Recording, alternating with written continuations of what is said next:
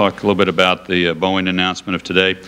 No one's worked harder for the success of the Boeing company than Team Kansas, whose membership included the outstanding workforce, the city and county officials, state legislators, governors, and congressional delegation. I've been pleased to be a part of that as a senator for 14 years and now as governor.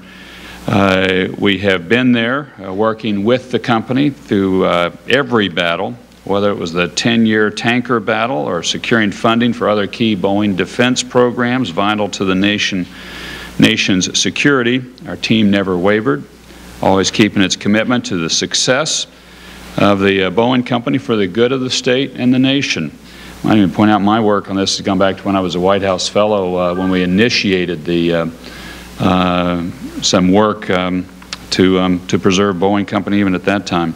Today's announcement on the phase-out of Boeing's presence in Wichita is very disappointing to all of us. We're deeply saddened. Boeing Defense at the end of this transition period will no longer have operations in Kansas. Wichita has been at the company's operation core since 1929 with the production of the cadet trainers, B-29 bombers during World War II, B-47 and B-52 bombers during the 50s and 60s, modification of various airframes during the following years from tankers to Air Force One. Dedication and hard work of generations of Kansans built the success the Boeing company enjoys today. Now, the bottom line for us, though, is jobs.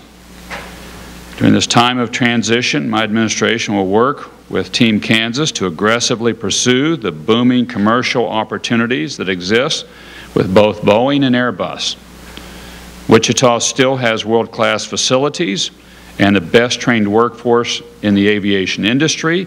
It is still the aviation capital of the world, which makes us the best place in the world to build an airplane. That fact remains the same today as it was yesterday, and it will be tomorrow. We've invested heavily in research. We've invested heavily in the workforce training, whether it's the NIAR program, National Aviation Research Institution, the NCAT program for training of aviation workers, if it's the tax structure in the state of Kansas, or it's the facilities. We've got the facilities, we've got the workforce, we have a booming commercial market, and we're going to do everything we can to capture more of that. And we'll have some announcements in the near future of positive announcements in the commercial market. The City of Wichita is strategically positioned to capture additional work packages, as I mentioned, from Boeing, from Airbus, and other groups in the rapidly expanding commercial side of the aviation business, which is in a strong growth pattern.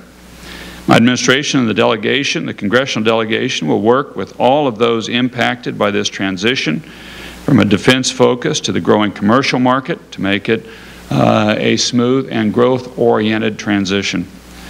With any change, there comes uncertainty and issues and questions that can't be answered at the beginning of the process.